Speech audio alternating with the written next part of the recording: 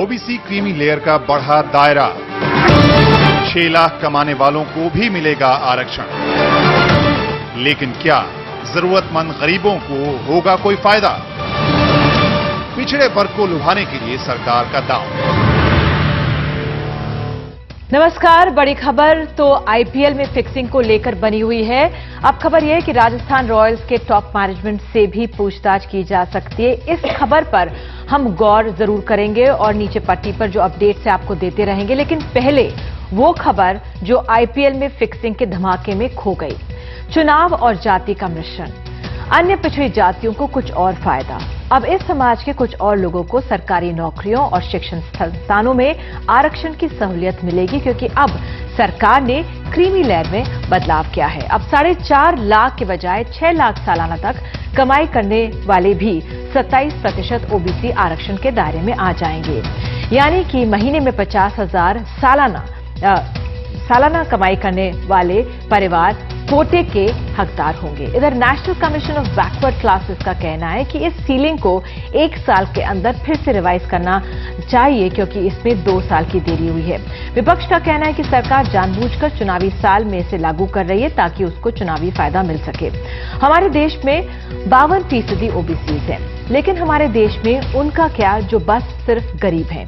योजना आयोग के अनुसार ग्रामीण इलाकों में रोज 26 रुपए की कमाई वाला गरीब नहीं और शहरों में 32 रुपए काफी है। शीला दीक्षित ने 30,000 लोगों को 600 रुपए महीना दिया और इसे काफी बताया है। टारगेट 2 लाख परिवारों को है कि उनको ये दें, लेकिन जबकि बीपीएल परिवार राजधानी में 7.5 लाख हैं। तो क्या बदलते समय के साथ देश की 37% गरीब आबादी के उत्थान के लिए सरकार के पास कोई ठोस नीति है? हमारे सामने कुछ सवाल हैं। ओबीसी की क्रीमी लेयर में ये बदलाव कितना कारगर होगा? ओबीसी के लिए इस बदलाव की टाइमिंग को लेकर क्या सवाल सही है? और क्या देश में गरीबी पर जाति हावी रहेगी? अगर आप महीने में 50,000 रुपए तक कमाते हैं और ओबीसी से आते हैं तो आपको नौकरी और दाखिले में रिजर्वेशन के फायदे मिलेंगे। गुरुवार को एक महत्वपूर्ण फैसले में कैबिनेट ने ओबीसी समुदाय के लिए तय क्रीमी लेयर की मौजूदा सीमा को बढ़ाने का फैसला किया है। अब 6 लाख तक सालाना आय वाले ओबीसी परिवार आरक्षण का फायदा ले सकेंगे। अब तक सिर्फ 4.5 लाख सालाना आय वालों को ही आरक्षण की सुविधा मिलती थी। Purchasing power of the people have also gone up. शहरों के साथ साथ ग्रामीण इलाकों में भी लोगों की खरीदने की क्षमता बढ़ी है। ओबीसी वर्ग के लोगों को ये सुविधा देना जरूरी है। इस फैसले का लाभ ओबीसी के दायरे में आने वाले बड़े हिस्से को मिलेगा, जो हमारी आबादी का 52% है। इस चुनावी साल में शायद इसलिए भी सरकार को इस फैसले की याद आई, वरना ये काम 2 साल पहले हो सकता था। वैसे पिछले 2 दशक में इनकम सीलिंग को 4थी बार बढ़ाया गया है। This is only a symbol और और यूपीए सरकार का कमिटमेंट इसके साथ है, ओबीसी के साथ है। 1992 में ये सीलिंग 1 लाख थी, 2004 में 2.5 लाख हो गई, फिर 2008 में 4.5 लाख और अब 2013 में इसे 6 लाख कर दिया गया है। हालांकि पिछड़ी जाति आयोग का सुझाव इस हद को और ऊपर ले जाने का था। आयोग ने 2011 में ही सरकार के सामने शहरी इलाकों में ये सीमा 12 लाख रखने की बात कही थी, जबकि गैर शहरी इलाकों में 9 लाख रुपए से ऊपर कमाने वालों को क्रीमी लेयर में रखने का सुझाव दिया था। लेकिन जीओएम ने इसे 6 लाख करने की सिफारिश की। कैबिनेट ने गुरुवार को इस पर अपनी मुहर लगा दी। पिछले 1.5 साल से सरकार के अंदर आम राय बनाने की जद्दोजहद के बाद आखिरकार कैबिनेट ने ओबीसी क्रीमी लेयर की इनकम सीलिंग को बढ़ाने का फैसला कर लिया। अब पिछड़ा वर्ग आयोग ये चाहता है कि सरकारी शैक्षणिक संस्थाओं और नौकरियों में ओबीसी की खाली पड़ी सीटों को भरने के लिए भारत सरकार एक विशेष पहल शुरू करे। दिल्ली से मनु नायर के साथ हिमांशु शेखर, एनडीटीवी इंडिया। और चर्चा को आगे बढ़ाने से पहले आपको एक खास जानकारी दे दूं। पिछड़ा वर्ग आयोग ने कहा है कि भारत सरकार को ओबीसी क्रीमी लेयर की इनकम सीलिंग में 1 साल के अंदर फिर से बदलाव करने के बारे में सोचना चाहिए। चूंकि 2 साल लेट हो गया है, इसको तो 2 साल पहले होना चाहिए था। जल्दी डिसीजन जो भी लिया है वो स्वागत योग्य है। कुछ तो लाभ मिलेगा ही, फायदा तो होगा, लेकिन हम समझते हैं कि अब अगर इन 2 साल बैकलॉग को अगर मान लिया जाए तो 1 आध साल के बाद सरकार को फिर से रिव्यू कर लेना चाहिए कि जिससे जो रिजर्वेशन की पॉलिसी है उसका इम्प्लीमेंटेशन भी तो देखना चाहिए कि इम्प्लीमेंटेशन की रफ्तार क्या है और इम्प्लीमेंटेशन में कमियां कौन से कारण आ रहे हैं जिसका इम्प्लीमेंटेशन नहीं हो रहा है। तो हमारे साथ आज एक खास पैनल मौजूद है। प्रोफेसर योगेश अटल समाजशास्त्री हैं, डॉक्टर चंद्रभान प्रसाद दलित लेखक, जितेंद्र जैन महासचिव यूथ फॉर इक्वालिटी, आबिद रसूल खान नेता कांग्रेस के कुछ देर में हमारे साथ जुड़ेंगे, आरती मेहरा जी राष्ट्रीय सचिव बीजेपी हमारे साथ स्टूडियो में है और कुछ देर में हमारे साथ विजय बहादुर नेता बीएसपी भी जुड़ेंगे। सबसे पहले प्रोफेसर अटल आपसे सवाल, आप सरकार के इस कदम को कैसे आंक रहे हैं? देखिए, पहली बात मैं कहना चाहता हूं कि ये जो सारी समस्या है इसमें नीति और राजनीति दोनों जुड़े हुए हैं।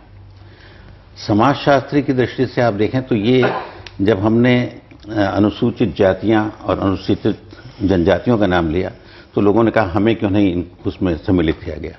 तो उसके लिए जो कमीशन बना उसका नाम था बैकवर्ड क्लासेस कमीशन। तो जाति और वर्ग ये 2 अलग अलग थी, लेकिन जब बैकवर्ड क्लासेस कमीशन ने अपनी अनुशंसाएं दी तो उसमें फिर जातियों के नाम डाले। तो सबसे बड़ी बात तो ये कि एक ऐसा अंतर विरोध है कि हम जाति और वर्ग के अंतर को नहीं समझते। अभी जो निर्णय आया है वो निर्णय क्या स्वीकार करता है? ये स्वीकार करता है कि परिवार के स्तर पर किसी की आय कितनी है। इसका अर्थ ये है कि परिवार चाहे किसी भी जाति का हो उसकी आय में भेद हो सकता है। तो ये जो परिवार के स्तर पर सोचने का है ये गरीबी का संबोध है। यानी गरीबी कभी भी जाति के स्तर पर नहीं हो सकती। ठीक है, गरीबी या तो क्षेत्र की गरीबी होती है, या किसी देश की गरीबी होती है, या किसी परिवार की गरीबी होती है। एक ही जाति में अगर आप वर्ग मानते हैं तो कह दिया कि जो 6 लाख से ऊपर के हैं इसका मतलब ये है कि वो तो उच्च वर्ग हो गया, फिर नीचे का वर्ग हुआ। तो अगर आपने वर्ग को स्वीकृति दे दी तो फिर ये जाति का पचड़ा बीच में क्यों ला रहे हैं? तब तो ये होना चाहिए कि जिस किसी भी व्यक्ति की जो इस भारत का नागरिक है, अगर उसके परिवार की जो आय है वो 6 लाख से कम है तो उसे यह मिलना चाहिए। ये भेदभाव क्यों? तो हमने भेदभाव करके, एक तो ये था कि जब हमने बनाया तब हमारा विचार ये था कि हम जाति की संस्था की समाप्ति कर देंगे, और उसके बाद में ये जितने हम लोगों ने तरीके निकाले हैं ये सब तरीके ऐसे निकाले जिससे जाति की पुष्टि हो रही है। और वर्ग और जाति का भेद जो समझना चाहिए उसे हम नहीं समझ रहे हैं, लोगों को मूर्ख बना रहे हैं। चंद्रभान जी आप कैसे देख रहे हैं इस कदम को? मेरा विनम्र काउंटर क्वेश्चन है कि ओबीसी में क्रीमी लेयर किधर है? कोई मुझे कहीं तो दिखा दे। मैं बताता हूं। ओबीसी में क्रीमी लेयर किसी भी समाज में इनकम से नहीं बनता है। आप अपने कैमरामैन को मेरे साथ भेजिए कल मुर्गा गाजीपुर मुर्गा मंडी में और मछली मंडी में, या आप भेजिए ट्रांसपोर्ट नगर में 20-20 लाख का ट्रांजैक्शन एक दिन का है एक व्यापारी को, तो आप क्रिमिनल बोलेंगे? आपके माइक को ठीक कर रही हूँ मैं, आपके माइक को ठीक कर रही हूँ। ठीक है, आपके पास आ रही हूँ मैं। जितिन, मैं चंद्रभान जी की बात से और प्रोफेसर साहब की बात से पूरी तरह सहमत हूँ। एक तो पहली बात, ये जो हम एक जो वर्ग आधारित आरक्षण था, ओबीसी क्लासेस को जो आरक्षण दिया जाना था उसको भी हम कास्ट के बेस पे दे रहे हैं। तो समाज को ये समझना होगा कि वर्ग और जाति अलग चीजें होती हैं। Caste and class are 2 separate things. अब ये कहा जा रहा है कि भाई क्लास का आरक्षण भी आप जाति के आधार पर दीजिए, तो मुझे लगता है कि अब ये इस परिप्रेक्ष्य के अंदर जो ओबीसी आरक्षण है अब ये सामाजिक न्याय नहीं, अब ये राजनीतिक लाभ के लिए चलता जा रहा है। राजनीतिक लाभ, चंद्रभान जी, क्या राजनीतिक लाभ है कि वाकई जो हमारा ये समाज है उसका उत्थान होगा?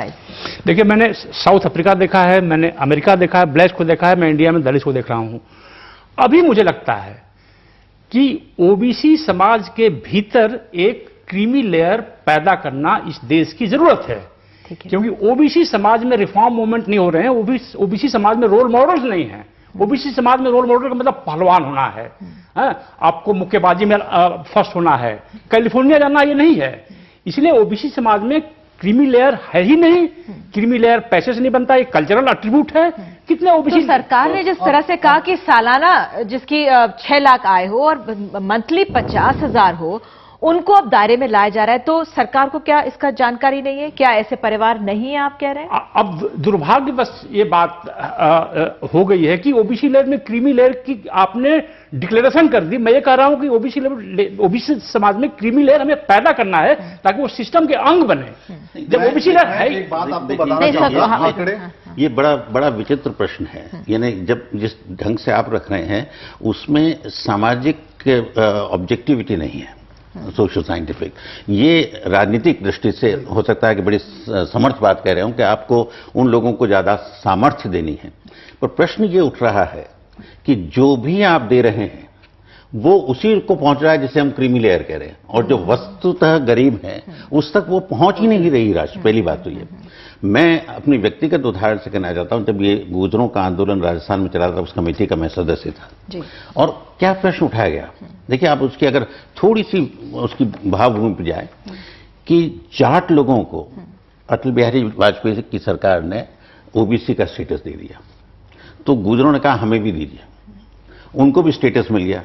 अब आपने जो कहा 25% 27% जो है, तो वो जो डिब्बा भरा हुआ था उस डिब्बे के अंदर कुछ लोगों को और भरने की चेष्टा की गई, तो उन्होंने कहा हमारे यहां नहीं चाहिए। और उनसे कहा तुम ये क्यों बन रहे हो, तुम तो आदिवासी बनो। तो वो आदिवासी, उन्होंने कहा कि अच्छा हम तो अब ओबीसी नहीं चाहते, हमको आदिवासी बनाइए। आदिवासी वो इसलिए है कि ओबीसी समाज में एक enlightened social class of intellectual नहीं तैयार हो पाया, क्योंकि इनके बीच क्रीमी लेयर है ही नहीं। जिसको हम समझते हैं क्रीमी लेयर। तो क्या हमारी सरकारें जड़ से समझ रही है कि नहीं? जिस तरह से उन्होंने बताया, बीजेपी ने तो जाटों को दे दिया था, हाँ वो तो वोटों की राजनीति अपने आप में हो गई, लेकिन जो हमारे पास डेटा है, तमाम नौकरियां जो इतने साल से वो भर क्यों नहीं पा रही?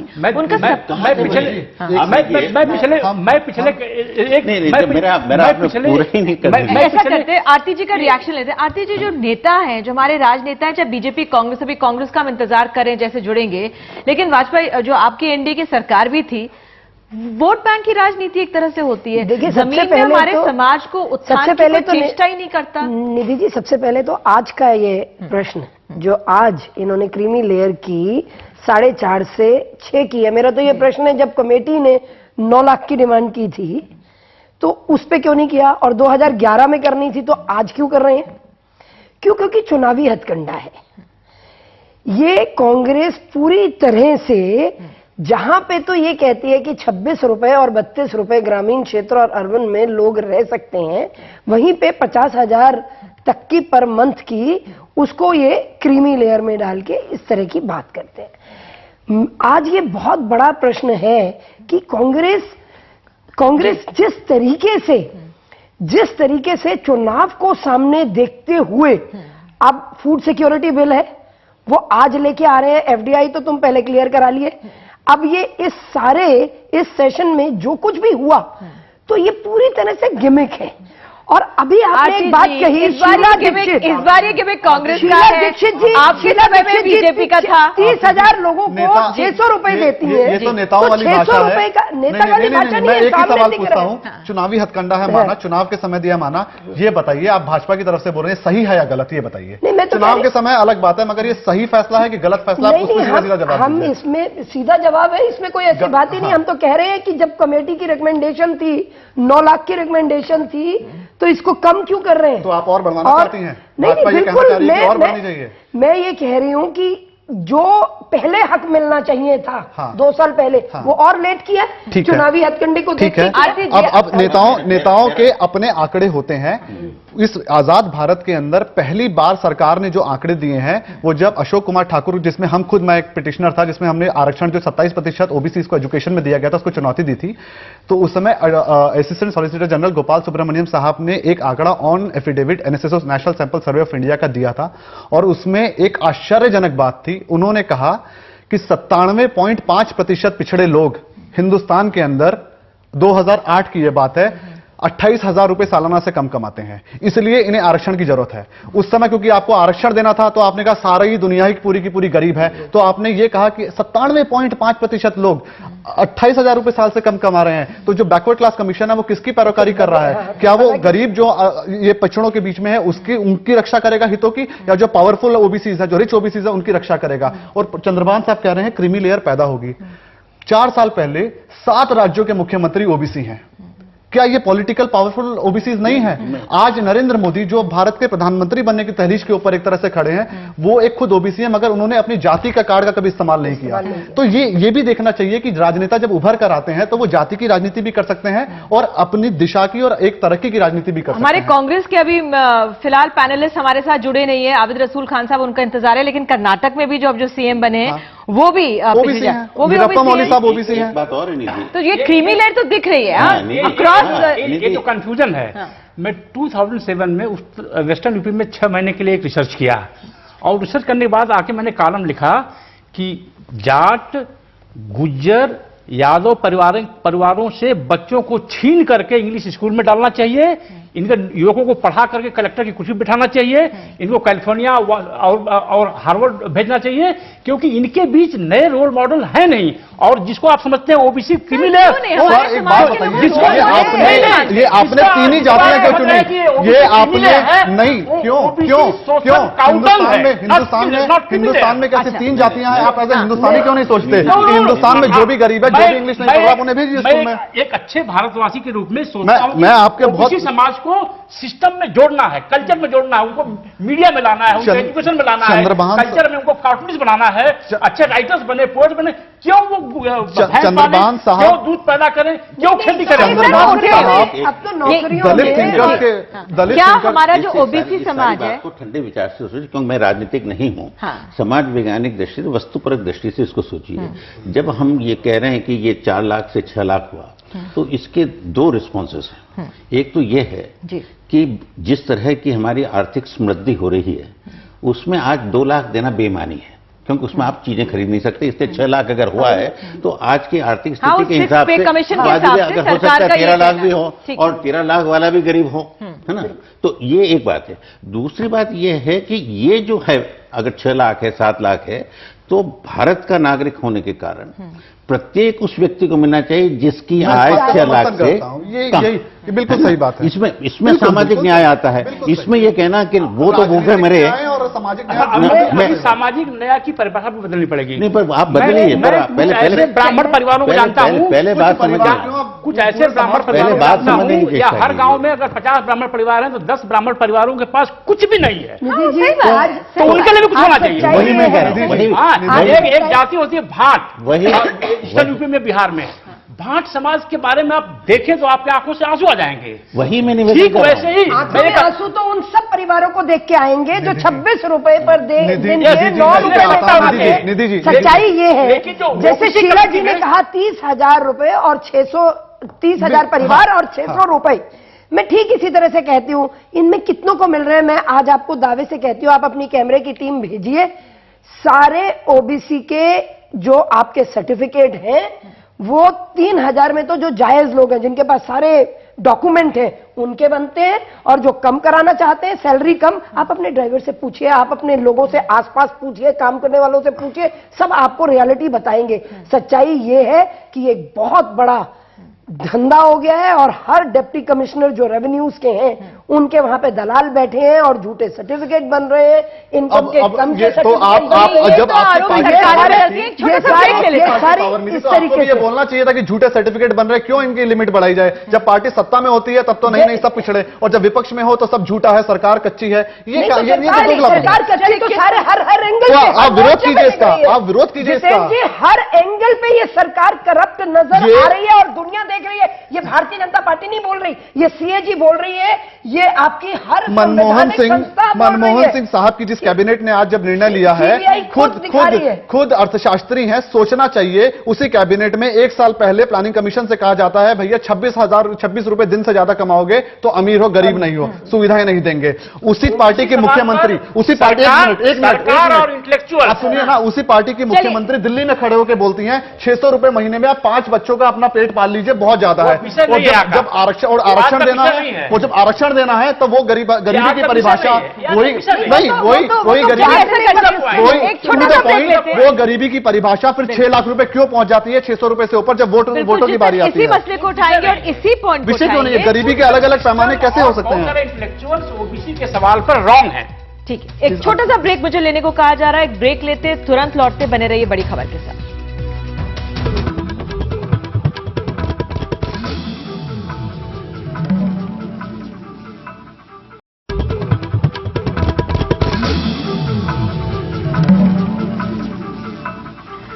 फिलहाल बड़ी खबर में हम यही समझने की कोशिश कर रहे हैं कि जिस तरह से सरकार ने क्रीमी लेयर, ओबीसी में क्रीमी लेयर का बदलाव किया है, वो किस तरह से कारगर होगा, क्या वो कारगर है या चुनावी साल के तहत किया गया है, ये भी इसका एक पहलू है। और हमारे समाज में जो एक बड़ा दायरा है गरीब समाज का, वो क्यों छूट जाता है सरकार की योजनाओं से। कांग्रेस के जो हमारे पैनलिस्ट हैं वो फिलहाल हमारे साथ जुड़ नहीं पा रहे। चंद्रभान जी, मैं आपसे समझना, जिस तरह से आप कह रहे थे क्रीमी लेयर हमें बनाना है, यहां पर रोल मॉडल्स नहीं है, ऐसा क्यों है? क्योंकि जो अभी तक जितना भी आरक्षण था, जिस तरह से मिल रहा था, जो जॉब्स हैं वो 50% भी नहीं भर पाती हैं, और अगर बिल्कुल लो लेवल की भर भी गई तो जो टेक्निकल, जो मैट्रिकुलेशन या ग्रेजुएशन के लेवल की जो जॉब्स है वो तो भर भी जाती हैं थोड़ी बहुत, 60%, लेकिन जो टेक्निकल एजुकेशन है, डिप्लोमा है, वो सब नहीं भर पाते। क्यों नहीं भर पाते? देखिए, ओबीसी में अगर क्रीमी लेयर होता तो ओबीसी समाज की सीटें दिल्ली यूनिवर्सिटी में खाली नहीं रह जाती, दलितों की सीटें भर जाती हैं।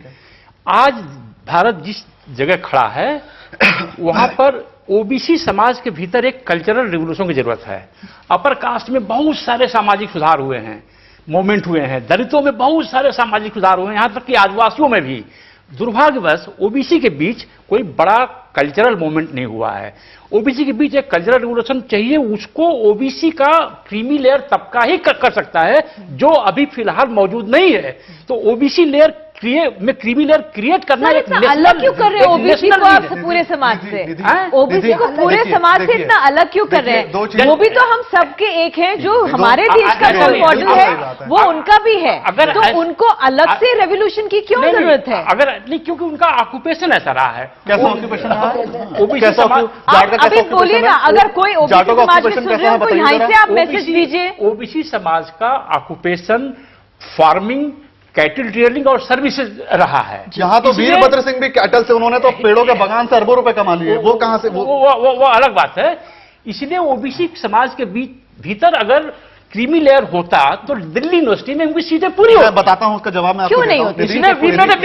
अशोक कुमार ठाकुर जजमेंट के अंदर, अशोक कुमार ठाकुर का जो निर्णय आया था, मैं खुद पिटिशनर था, उसमें ये बात कही गई थी कि जो ओबीसी का कट ऑफ होगा वो जनरल कैटेगरी जो लास्ट कट ऑफ होगा उससे 10% नीचे नहीं जाएगा, ये उन्होंने जजमेंट में कहा था। उसके बाद फिर भी एडमिशन में हमने उसको सुप्रीम कोर्ट में मैंने कुछ चुनौती दी थी कि आप इसको रोकिए, ये गलत हो रहा है। अब जब सुप्रीम कोर्ट का निर्णय दोबारा एक बेंच में जो जज माइनॉरिटी में थे वो दूसरी बेंच में बैठे, जब हमने दोबारा कंडेम पिटीशन फाइल करी कि अब दोबारा फिर भी 10% से कम एडमिशन हो रहे हैं, आप इनको रोकिए, तो उन साहब ने अब जो निर्णय पिछले साल दिया है, रिटायर हुए बहुत ही अच्छे जज से, पर जो निर्णय दिया है मैं उसके बारे में आपको बता दूं, मैं कोई आलोचना कर रहा हूं, अवमानना नहीं कर रहा हूं। उन्होंने ये कहा कि 10% कट ऑफ का मतलब ये नहीं होता कि जो लास्ट एडमिशन हुआ है, कट ऑफ का मतलब ये होता है मिनिमम एलिजिबिलिटी मार्क्स 45%, 33%। हिंदुस्तान में कोई आदमी मुझे बताए कि कट ऑफ दिल्ली यूनिवर्सिटी की कट ऑफ क्या होती है? कट ऑफ का मतलब ये होता है कि जो लास्ट परसेंटेज, तो सीटें खाली इसलिए रही कि वो 10% की कैटेगरी में नहीं आ रहे थे क्योंकि वो क्रिमिनल में थे। मेरा सवाल क्यों हमारी सीटें अगर रिजर्व रखी जाती नहीं भर पाती? देखिए, ऐसा कारण ये है कि हमने बड़े अच्छे उद्देश्य से जब हम स्वतंत्र भारत बने तो ये सोचा कि हम जाति को मिटाएंगे और हम गरीबी को मिटाएंगे। गलती हमने ये की कि गरीबी को मिटाने के लिए हमने जाति का आसरा लिया और परिणाम ये हुआ कि न तो जाति मिटी न गरीबी मिटी, दोनों ही बढ़ते जा रहे हैं। दोनों बढ़े जा रहे हैं। और जाति में एक निहित स्वार्थ पैदा हुआ है। और जो भी आप तबका जिसको क्रीमी लेयर कहते हैं, चाहे 1% हो 2% हो, ये उसके हित में है कि वो ये बोले कि जो ओबीसी वाले, और दूसरी बात एक और समझिए, इसमें केवल ओबीसी के लिए है ये 6 लाख वाला। जी बिल्कुल, ये शेड्यूल कास्ट और शेड्यूल ट्राइब नहीं है, उसमें तो संपूर्ण क्रीमी लेयर भी शामिल है। वो भी एक चिंता का विषय है जिसकी तरफ किसी का ध्यान नहीं जा रहा है, क्योंकि अगर क्रीमी लेयर है तो सब जगह है। और वो कह रहे हैं कि भाई कब हटेंगे, क्योंकि एक प्रश्न जो उठाना चाहिए समाज को वो ये है कि हम कब एक ट्राइब को ट्राइब कहने से रोकेंगे अपने आप को। यहाँ ट्राइब, एक बार ट्राइब तो हमेशा के लिए ट्राइब। अगर वो किया तो ये कि हम लोग भी शायद कभी किसी जमाने में किसी कबीले के सदस्य होंगे। हम कैसे बदल गए?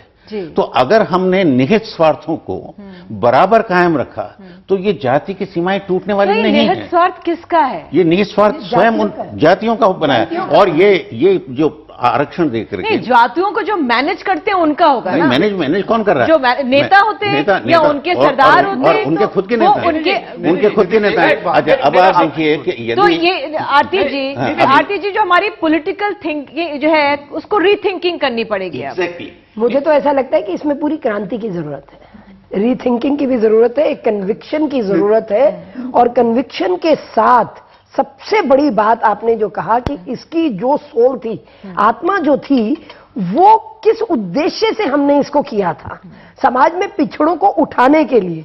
लेकिन आज इतने सालों के बाद हम कहां खड़े हैं, इसको देखने की जरूरत है और इसको फिर पूरी की पूरी इस पे चेंज की जरूरत है, एक कन्विक्शन के साथ इसको लाने की कि जो असल में गरीब हैं, जो असल में पिछड़े हुए हैं, उनको हम कैसे उठाया जाए। लेकिन ये बहुत बड़ी चुनौती है हर पॉलिटिकल पार्टी के लिए, हर पॉलिटिकल पार्टी के लिए बहुत बड़ी चुनौती है, क्योंकि जातियां, जिस जाति का आप कम करेंगे या किसी और का ज्यादा करेंगे, दूसरी जातियां किस तरह से सड़कों पे आती हैं, ये इतिहास बताता है। मैं आ रही चाहूंगा कि जब इंदिरा साहनी बेंच बैठी थी 9 जजेस की ये मंडल के दंगों के बाद, तो उन्होंने कहा था कि जब हमने चुनौती दी गई थी कि भाई जो क्लास रिजर्वेशन है आप उसको जाति के आधार पर नहीं दे सकते, तो उन्होंने एक बात साफ साफ कही थी कि अगर इस बिल को रोकने के लिए, उसको वैलिड करार देने के लिए अगर आपको कॉन्स्टिट्यूशनल प्रोटेक्शन कोर्ट से चाहिए, तो आपको यह तय करना होगा और ये इंश्योर करना होगा कि इसका लाभ सिर्फ पिछड़ों को मिलेगा, उसके अलावा किसी को नहीं मिलेगा। इसलिए कहा था आप क्रीमी लेयर ले आइए, और ये 4 लाख हो 6 लाख हो इसका मतलब ये नहीं था क्रीम को हटाइए, तय ये करना था जो सबसे ज्यादा गरीब हैं सिर्फ उन्हीं को मिले। इसलिए अब जो 4 लाख 6 लाख बढ़ाए जा रहे हैं, इसको संवैधानिक चुनौती मैंने खुद सुप्रीम कोर्ट में दी और अभी भी याचिका तहत गवर्नमेंट उसको डिफेंड नहीं कर पाई है और आज भी वो याचिका विचाराधीन है। और समय आने पर, और दूसरी बात, एक सेकंड, क्रीमी लेयर है क्या? क्रीमी लेयर है क्या? अभी तक तो सिर्फ यही केवल कहते हैं, मेरी बात तो सुनने की आदत तो है नहीं, सब पैसे के पीछे जा रहे हैं। कभी सुनने का भी तो आप सच बात बताइए ना, ट्रेनिंग दीजिए ना। देखिए मैं सच बात बता रहा हूं, आप सभी लोग घूम फिर के पैसे के ऊपर आ रहे हैं। ओबीसी में पैसे का क्रीमी लेयर, ओबीसी है क्या? Socially and educationally backward classes. अब सुप्रीम कोर्ट ने कहा है कि ठीक है, सोशली जो पैमाना है कि आर्थिक रूप से कितना पिछड़ा है वो तो आप इकोनॉमिकली क्रीमी लेयर में बता दीजिए, मगर अगर कोई व्यक्ति ग्रेजुएट है तो वो शैक्षणिक रूप से पिछड़ा नहीं माना जाएगा, and even he comes in the creamy layer and he can not use the creamy layer. आप उसके ऊपर बताइए। एक सवाल और, जो ओबीसी समाज का जो व्यक्ति ये एजुकेशन नहीं हासिल कर सका, जो वो आगे नहीं बढ़ सका, जो सोशली बैकवर्ड है, कल्चरली, उसका क्या? वो क्यों नहीं आगे बढ़ पा रहा? बेसिक सवाल नहीं, वो क्यों नहीं आगे बढ़ पा रहा? दूसरी बात, बेसिक सवाल भी जाति देखकर नहीं आती, किसी भी जाति के व्यक्ति को आ सकती है। अगर हम उसी समाज की बात करें, बेसिक सवाल, अगर हम उसी समाज की बात करें सर, अगर जो जिनके पास पैसा है, सरकार ने बता दिया आप एजुकेशन भी ले रहे हैं, आपको नौकरियां भी मिल रही है, चाहे कोई सी भी लेवल की मिल रही हो, लेकिन जो बिल्कुल बेस से उठ नहीं पा रहा, उसको उठाने के लिए क्या है हमारे सामने? मुझे थोड़ा 1 मिनट देंगे? Can you give me 1 minute? Yes sir. जो भी क्रीमी लेयर के बारे में बात करते हैं कि ओबीसी समाज में क्रीमी लेयर आ गया है, चाहे सरकार हो, चाहे कोर्ट हो, चाहे इंटेलेक्चुअल, मैं ये पूछना चाहता हूं, ओबीसी पॉपुलेशन 52%, उनको मिला आरक्षण 28% या 28.5%, ताकि 50% से अधिक जंप न हो, यानी उनके पॉपुलेशन का आधा ही मिला। पर इसके बावजूद भी अगर ओबीसी कोटा दिल्ली यूनिवर्सिटी में पूरा नहीं हो पाता है, बिल्कुल, तो यह कैसे हम मान लें कि ओबीसी समाज में क्रीमी लेयर पैदा हो गया है? हाँ। कैसे बताइए ना आप लोग। बढ़ाने के बाद 100% बढ़ जाएगा, बढ़ाने के बाद 100% बढ़ जाएगा, क्योंकि आप गारंटी लेते हैं कि बढ़ाने के बाद 100% होंगे। क्योंकि ओबीसी समाज में लेटर्स के प्रति, अक्षर के प्रति एक क्रांति नहीं हुई, वह तभी हो पाएगी जब ओबीसी समाज के भीतर एक कल्चरल रिवोल्यूशन हो, जिसको ओबीसी समाज का क्रीमी लेयर ही करेगा, हम और आप नहीं कर पाएंगे। आरक्षण से नहीं होगा ना, वो क्रांति आरक्षण से नहीं होगा, वो आरक्षण से नहीं होगा, कैसे नहीं होगा? दलितों में आरक्षण से एक सांस्कृतिक क्रांति आई है। देखिए ये सारी बातें ओबीसी में भी आ सकती है, ये सारी और जो अगर ब्राह्मण समाज के लोग, एक आप क्रीमी लेयर की बात कर रही है, मैं सबसे पिछड़ी लेयर पे आता हूँ। क्रीमी लेयर की बात ही ना करें सर, अब तो ये जो ओबीसी में जो बिल्कुल बेस है, जो बेस है, जिसका स्टैंडर्ड सुधरता ही नहीं। चंद्रभान जी, एक सवाल का जवाब देखिए, एक देखिए क्या परिणाम हुआ। हम लोगों ने जो आरक्षण किया, 1 से अधिक बढ़कर के जातियां जो कभी कहती थी कि हम ऊंची हैं, वो अब आज दावा करेंगे हम नीची हैं। कौन सिद्ध करेगा? लोभ आ गया है, लोभ आ गया। कौन सिद्ध करेगा कि आप कैसे नीचे हैं? दूसरी बात यह कि आपकी जाति क्या है, आप सवाल पूछते हैं। आप 1921 की सेंसस ले ले, 31 की सेंसस ले ले, जिसने जो कहा वो उसकी जाति मान ली गई। क्योंकि कोई आपके पास में ऐसा रजिस्टर नहीं है जाति का कि जिसमें आप भर्ती आप उसकी नोट कर सकें। तो जाति क्या है इसके बारे में इतनी ज्यादा गलत धारणा है। कोई गोत्र को जाति कहता है, कोई जो है एक प्रदेश से आने वाला वो अपने आप को जाति कहता है, कोई एक जो है वो भंडारी या खजांची हो गया तो वो अपने आप को जाति कहता है, लेकिन वो उसका परिवार का धंधा था। तो जहां जाति स्वयं की परिभाषा लोगों को मालूम नहीं है और जो जाति का आंदोलन करें उनको नहीं मालूम है, और जो एक ही नाम जाति का यूज करते हैं लेकिन जाति को नहीं मानते हैं। यादव यूपी में भी हैं, यादव बिहार में भी हैं, उन दोनों में आपस में शादियां नहीं होती, फिर भी यादव एक जाति है जबकि वो वर्ण जैसी चीज है। तो ऐसा है कि जाति जो किया है वो 2008 में पहले किया, इसको बढ़ाया 2.5 से 4.5, उसके बाद में यूपी के चुनाव से पहले रिजर्वेशन में रिजर्वेशन लाए और आज फिर। तो ये तो सिर्फ चुनाव के चलते हो रहा है। इसमें सोच और इसमें जो कांग्रेस है नहीं डिफेंड करने के लिए, तो कांग्रेस को होना चाहिए था, क्यों नहीं है? रसूल खान साहब भाजपा तो नहीं करेगी जब सत्ता में आएगी, ये बात तो आज आप स्वीकार कर रही है ना, चाहे चुनाव के पहले हो या बाद में। क्या आप तो क्रीमी लेयर की सीलिंग और नहीं बढ़ाएंगी जब आप सत्ता में आएंगे? देखिए हम तो रेवोल्यूशन लाएंगे, मैंने तो क्रांति की बात की है। हम तो इसी गरीबों के लिए, इसी क्रांति की बात करते हैं। छोटा सा ब्रेक ले लेते हैं, क्रांति की बात करेंगे, छोटे से ब्रेक लेते हैं, तुरंत लौट।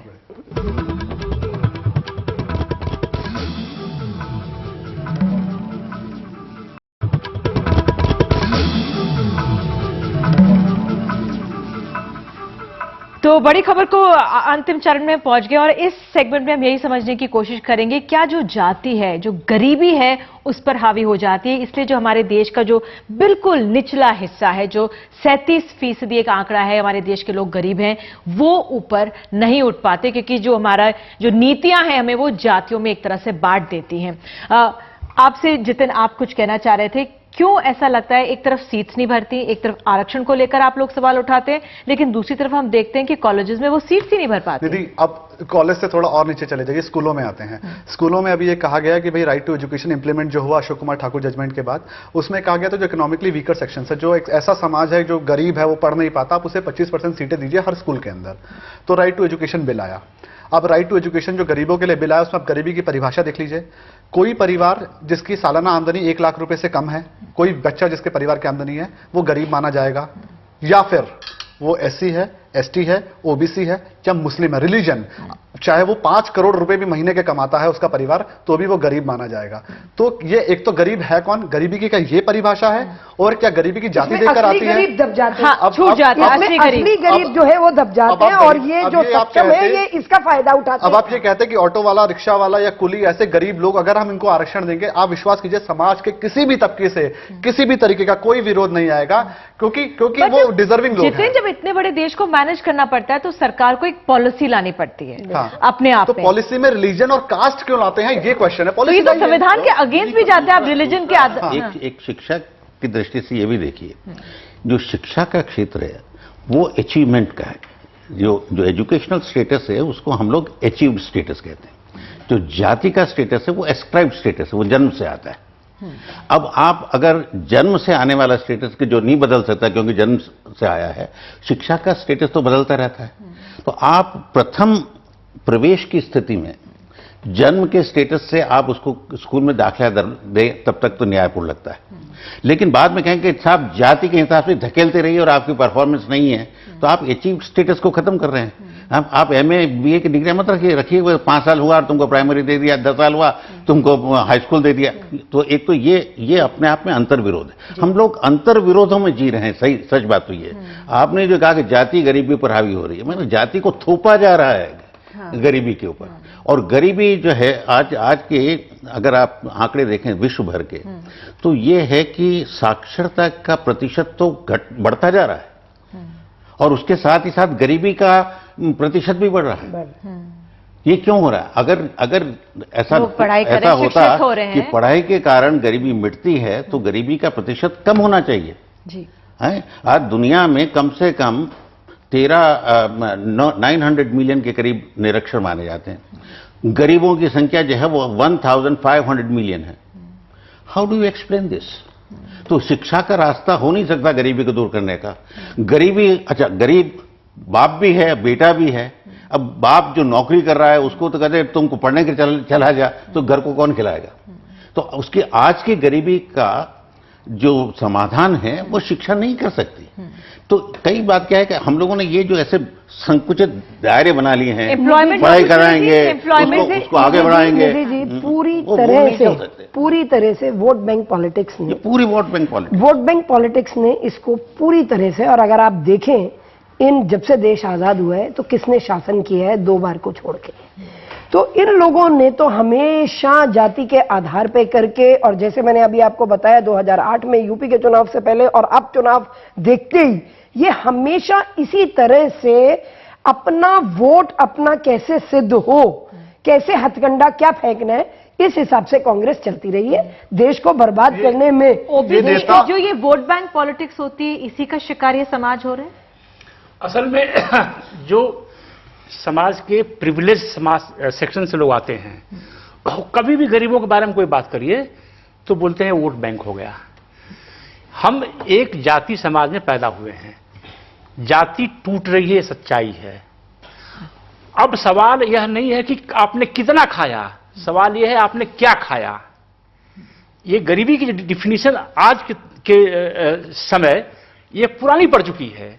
लोगों को खाने को मिल रहा है, जो कुछ ट्राइबल बेल्ट हैं, कुछ ड्राउट पॉन बेल्ट हैं, कुछ फैमिलीज हैं, कुछ एबेंडेंट लोग हैं, उनके लिए भूख का सवाल है।